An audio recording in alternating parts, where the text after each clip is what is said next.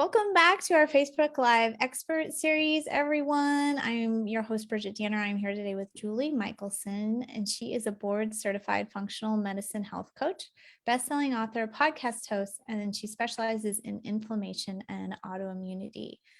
She works remotely with clients internationally and has created RA the Right Way and Inspired Living with Autoimmunity to allow clients to experience results quickly and without overwhelm. And today we're going to be talking about all about autoimmunity. I think it's gained awareness, but I think sometimes there's details missing in what it is, how it develops. Can it be reversed? How do we do that? So I think it's going to be a really great conversation. So first of all, thanks for coming, Julie. Thank you for having me. I'm thrilled to be here. Yeah, let's talk about autoimmunity. Let's start like super basic, like from the, what is it? We'll do it and then we'll break it all down from there. Absolutely. I actually would love to start with what it's not. Okay. Just because so many of us that have had the opportunity to manage autoimmunity are told when we're diagnosed that it is a fate, nothing you can do about it. Whether it's genetic or not, they tell you the same thing, and it can run in families. But so it is not something that gives somebody a sentence to decline. And unfortunately, people are still told that that's the case.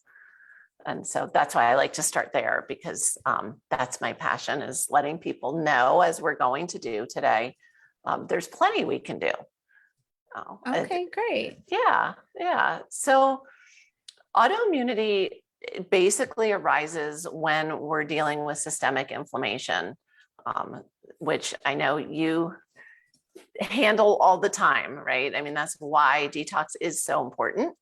And toxins are definitely one of the potential drivers of autoimmunity. There are kind of certain main common causes that we look at when we're looking for taking a functional medicine approach, looking for that root cause. So, we know that no matter how many autoimmune diagnoses somebody has, when we find out what's driving that inflammation, we can quiet the body down, heal what's happening, and reverse symptoms. And so I mentioned the toxins. That's a really, really common driver of not only inflammation, but autoimmunity. It's one of those things that even when people think they have identified another quote unquote root cause, they almost always have some kind of toxic overload as well. So it's so important to do that work. Okay. So when you have a new client, I'm assuming you go over all the possible sources at home and diet and all that. We go through diet. It's interesting. I find due to the times we've been in, I used to start everybody with diet, and then we would kind of look at toxins and stress management, sleep habits. Now we pretty much start focusing on stress. And I think of chronic stress as very similar to a toxin. It to me falls under that same umbrella as far as the things that it can create in the body. And so because I'm giving people so many changes to make lifestyle wise, I'm like, okay, instead of stressing you out, like let's build a good stress management platform first. And then we address diet, and which again can include the toxins, getting that clean food in. And then all of the personal care, household, all of our daily toxin encounters, which is really it's a process for people. Yeah, it is. So listening to people, I usually can get a pretty good idea, taking a really good functional medicine history of what the likely, I say rocks to look under are, where we should really start. If somebody says they live in Connecticut, well, wonder if you have, had a tick-borne illness, or somebody says they have a bunch of root canals or a mouthful of fillings. It's so different. Just listening to people, you can see where the likely exposures are. Okay. And so it is kind of personalized in that sense, whether it's infection or toxins and again, these days, unless somebody's young, my daughter had mercury toxicity, and that was because I had it when I carried her. So she got it from me without ever being exposed, other than in utero. So I feel like these days everybody has some kind of, everyone needs to reduce their toxic load no matter what, even if they don't have autoimmune. Yeah. Yeah. It's such a load.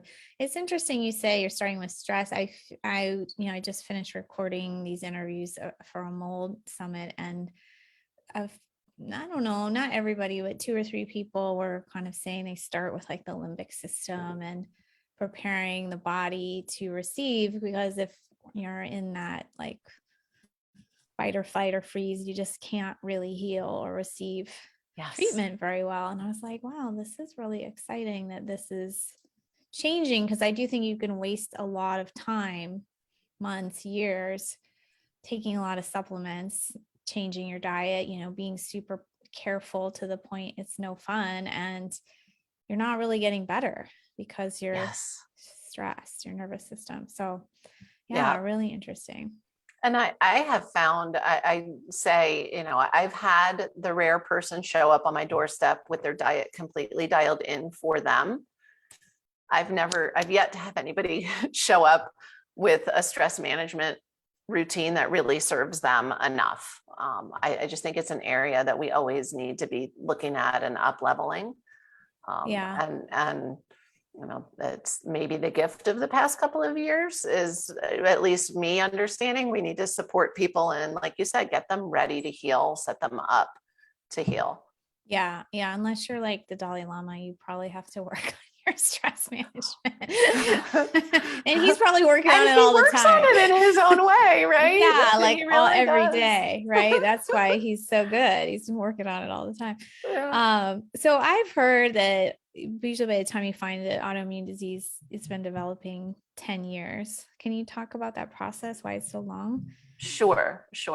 Part of it is we tend to normalize symptoms. And, I like the saying, the body's giving us our symptoms are information. It's your body like, hello, something's wrong. And we, especially if we're, I'm 52. So I was pretty young when I was first diagnosed with RA. I was 32. But even then I explained things away, right? A single mom, 3 kids. My first symptom was really intense joint pain in my feet. But I had just moved to Colorado and I was hiking all the time. And so we normalize, right? Fatigue is a very common symptom of autoimmune. And we all have, how many excuses for why we feel tired. I'm getting older. I'm working too hard. I'm not sleeping enough. Same with the brain fog. I hear people say all the time, oh yeah, I'm just getting older. Like, no, that's not. So as that inflammation builds and time on the planet, right? The more time we're here, the more toxins we're exposed to. I say the body just keeps getting louder and louder. So what may have started with some unexplained fatigue that we just push through, we're all taught push through, right? Just push through. So it can take a long time. They say, yes, by the time it shows on labs, that seems to be the path of most people with autoimmunity is you've got usually at least a few years of, oh, but your labs look fine. So you must be fine. And they feel misunderstood, or like their doctors are kind of thinking they're either exaggerating symptoms or, kind of it's in your head. And so you're right. By the time it shows up on labs, often they've crossed over to multiple autoimmune conditions, right? So what started as 1 is now 2 or 3, or I have a client with 5. And so it is this snowball effect, but it is because this systemic inflammation is just going unchecked. And so it just keeps spiraling and building. And it basically is, your immune system is tired. It's not accurate anymore. And it's confused, it's in that kind of state of frenzy. And so it just tends to get worse and worse and worse. Well, that was a good segue to what I wanted to ask you next, which was like how it's actually developing. So auto is like immune system attacking the self, right? So you kind of explained that there's chronic inflammation. Inflammation is not really meant to be chronic. And then it's getting, I think you said tired, confused, not. So tell us more about that actual process. Sure. And even if you could, like, there's so many Mhm. autoimmune diseases, like why will somebody get RA? Well, somebody gets Hashimoto's or whatever. Yeah. Yeah. That one is, it's gonna be trickier to address. I don't have the actual answer for why things develop as, falling under a certain, it's interesting when clients come to me, often people know they have some kind of an autoimmune condition, but they don't know what, right? Because their tests are vague. It's showing they may have an elevated ANA, which indicates you've got autoimmune stuff going on, but maybe they can't find out what it is. I always say, I don't care. We don't need the diagnosis. Sometimes it's better not to have a diagnosis because then you're not identifying with that diagnosis and we don't have to work on unraveling that. Like if you know that you've got inflammation going on, then again, it doesn't matter if you have one diagnosis, none, 5, the approach is going to be the same. So to circle back to question number 1, like, how does this even happen? Our gut is such a big part of, as you know, our health, our everything. But it really is such a driver of autoimmunity. When we get inflamed in our gut, we end up with, dysbiosis or imbalances. We end up with, often too many bad microbes, not enough good ones. But the biggest thing, I think, as far as the gut and autoimmunity is we get what we call leaky gut. And so constantly food is getting out of the gut, bigger particles than should are getting out of the gut. That's tripping the immune system. I mean, that's what the immune system's supposed to do, is fight off stuff that's not where it belongs. And so when you've got years and years and years of that going on, again, that leads to the kind of worn out army I was talking about. And that can trigger. Sometimes that can lead to a specific diagnosis because sometimes the protein looks very similar to a tissue. So like dairy, they call that molecular mimicry. Somebody has leaky gut and they're eating dairy and the body's trying to fight the dairy protein. It may also start attacking the thyroid because the thyroid and the dairy protein look similar. Okay. And so that's like where like kind of a more direct, like, okay, of course that would lead to thyroid versus something like RA. We also though see something like a Hashimoto's thyroiditis in a lot of patients that have had other autoimmune conditions uncontrolled for several years. And then that, the thyroid is just all out of whack. And with that systemic inflammation, all the hormones tend to eventually get out of alignment. And so it just becomes it becomes a very confused system. We have this intricate, amazing body, and it is designed to heal, but it sometimes needs a little guidance of, redirection. We've got to remove whatever it is that's driving that inflammation to begin with. Yeah. I know it's hard to say why it ends up certain places. Yeah, maybe there's some association with something you're exposed to or genetically. Sometimes genetics, predisposition. We say genetics loads the gun, but environment pulls the trigger, right? You can have, mom and aunts and grandma all with RA. It doesn't mean you have to have RA. It just doesn't work that way. Right. But if you do all the things you're not supposed to do, you might end up there. Yeah. And there are certain things like RA, for instance, smoking is one of the things that they think really does trigger RA in particular. Interesting. So it is, fascinating. Yeah. I know that we just said it takes 10 years to develop, but there's such a strong correlation between mold and Hashimoto's. Like, I know there's other things too, like other infections, but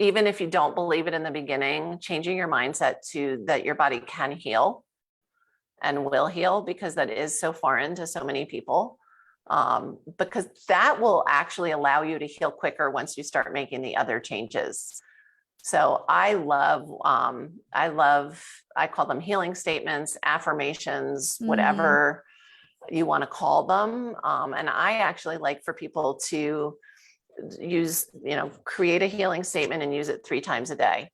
And so I have clients usually setting alarms on their phone if that's what works for them, or, the sticky note on the bathroom mirror. But I have found that one shift can just start to create those positive pathways and really get the body ready to go. Nice. Yeah. I like that one. Yeah. Any others that come to mind? I know you. Oh, there's so, I know. I'm like, a spot. I would say if you feel inflamed, and what does that mean? Those are the things I said before. If your energy isn't what it used to be, if you have any kind of aches and pains that you are accepting as normal, if your brain isn't as sharp as it used to be, if you hit 3 o'clock in the afternoon and kind of take that nosedive, those are all signs that you're inflamed, right? If your gut isn't 100%, and by 100%, I mean, if from the time you put the food in your mouth to the time it leaves your body, if you feel it, then you're not 100%. Like, that's another thing people tend to normalize just exponentially, right? Is because, well, I've always had issues with constipation, or I've always burped a lot, or I always feel bloated when I eat. Just because it's normal for you doesn't mean it's optimal. Okay. Those are all signs. And so I would say if you have any of those things and you are eating gluten, I would start there, because it circles back to when I was talking about leaky gut. We know even if you aren't celiac, that gluten causes leaky gut. And so that would be like the one, if I had to pick on a food, that would be the food I would pick on, the one change. And these days, there's so many other options, so many good gluten-free options out there, that would be my big bang for the buck with food, for sure. Yeah, I agree. It's getting more common now too, so you don't have to think it's such a big deal. Yeah. So you've got a kind of, it looks like a free meet and greet to see if it's a fit on. I do, website. yeah, because I work one-on-one with people. I definitely like to know that both ways it's a good fit. I use, extensive functional medicine panels, again, to help identify nutrient deficiencies are really common with people with autoimmunity as well, as well as food sensitivities. They tend to just start to accumulate and pile up because, again, of that leaky gut. And so that it can be tricky I have so many people come to me and say, well, I did AIP, or I did, I've been paleo for years, or I've tried this anti-inflammatory diet, and they didn't see the needle move. And it's the same thing as that stressed state. If you're still eating a bunch of healthy foods that you're sensitive to, that inflammation is still going to be spinning out of control. Okay. So I love using testing in my practice. Yeah. Awesome. So I'll ask you, what are your, what nutrient supplementation, if any, do you think is required? Everyone should be taking this. So I'm not an everyone should be taking, Gotcha. but I think everyone should be checking. And then I don't know anybody who doesn't need to be taking. I'll go to vitamin D first, because I meet so many clients come in the door and their vitamin D is so low, it's scary. And it's one of those things that people tend to, when you can get their vitamin D level up, they really do feel a difference. But we know it directly supports immune system. In this day and age, we all want our immune system supported, so that's a good thing. But it is a fat soluble vitamin. And so you don't want, I hate to always say, just everybody should be on vitamin D. Everybody should know their level and know if they need it, for sure. Yeah. And I think it's going to usually turn out Yeah, even though low. most people need it. Yeah. I don't know anybody who has what I would call an optimal vitamin D that doesn't supplement. I That's a just great don't. point. Yeah. I'll have to think about that because there was a point I tested and I was pretty good, like 60 and That's not I optimal. Not for me, not in our, not a, we like people to be between 70 and 100. okay. Yeah. I mean, 60 is still pretty high compared to, I think a lot of clients we test are under 30. Yeah. And me too. Yep. In the 20s. And I'm like, oh, no wonder. Yeah. And it is something that I feel really can move the needle. And because it is immunosupportive, if somebody has autoimmunity or chronic inflammation, being up in that 80 to 100 range really is helpful. Oh, interesting. Okay. I'll put Yeah. that in She's like, notes. I'm going to go get tested. We're moving into winter. So it is a good time to know what your vitamin D is. Yeah, I'm really conscious about getting sun. Like I just laid out at lunch for like 20 minutes, but I don't know if the level of sun right now is like the angle is strong Yeah. enough, even in And that's Arizona. my issue here in Colorado. Same thing, is it's an angle issue. And so we're just not absorbing. Marie said, what if I have to take 20 or 30,000 a day to stay at 80? Do it. Yeah, it's not a dangerous level, Marie, to stay at 80. If you're going to like 200 at that, some people don't convert it well because they are inflamed or, Yeah, I would say make sure you're taking genetically. it with K. That can help it absorb better. But we also, if you feel like you're having to take too much to keep your level where you want it, some people absorb better with like a bigger hit, like 50,000 a couple times a week, and instead of, or 3 times a week if you needed to. For some reason, that bigger dose tends to absorb better. So that could be a different thing to play with, is instead of taking so much daily, just do your math and take a bigger dose a few times a week and see if that doesn't help. That's a good idea. Yeah. Genetically too, we can process vitamin D differently. So that could be another reason, Yeah. Marie. But yeah, it's good if you're keep getting tested, Marie. That's awesome. Great. Well, thank you so much, Julie. And yeah, if anybody, I really value one-on-one working with a practitioner. So if you have autoimmunity or just inflammation, you don't want to have autoimmunity. Right. You I can said work never with too Julie. early to reverse it, right? That's the gift. Yeah, right. Yeah, it's like we don't even have to have a major symptom we're complaining about, but when we think about it, we all have some, but yeah, to just, get on it and think about prevention. So Yeah. And I do love, because again, apparently I love all of the different kinds of clients that show up. I have had it happen a few times where people were referred to me, not for autoimmunity, just for either cardiovascular or metabolic issues, or just that kind of, I've gained some weight, I'm slowing down. And it's happened a couple of times where I didn't get their original labs from before they were sent to me. And then when we do the repeat labs, I look and I see, oh my gosh, they had thyroid antibodies that were elevated and now they don't. And I never knew, but it reverses. It does reverse. So it's never too early. Yeah, I don't know about your antibody levels, but mine are always, like 2, 5, there's nothing much there. So yeah, it's like, it's just nice to see that. Wow. Yeah, it's good to keep an eye on. And that's it, that sense of control, right? Like, if they started to creep up, if maybe your lifestyle had changed a little bit, you could bring them back down. Yeah. Well, thanks again, Julie. And thanks for everyone who's on live. I think next week I'm doing like a detox techniques roundup because our guest has a concussion and she can't come. Oh, So we're no. going to just kind of detox technique on her behalf and it'll be really fun. So I'll do like a show and tell. Good timing around the holidays to brush up on our detox techniques. Yes, absolutely. Detox and stress management under detox. This is the time of year to watch all those things. We're going to get out some essential oils next week. Perfect. So it should be very useful. So thanks, everyone. Thanks, Julie. Thank you. Bye, everybody.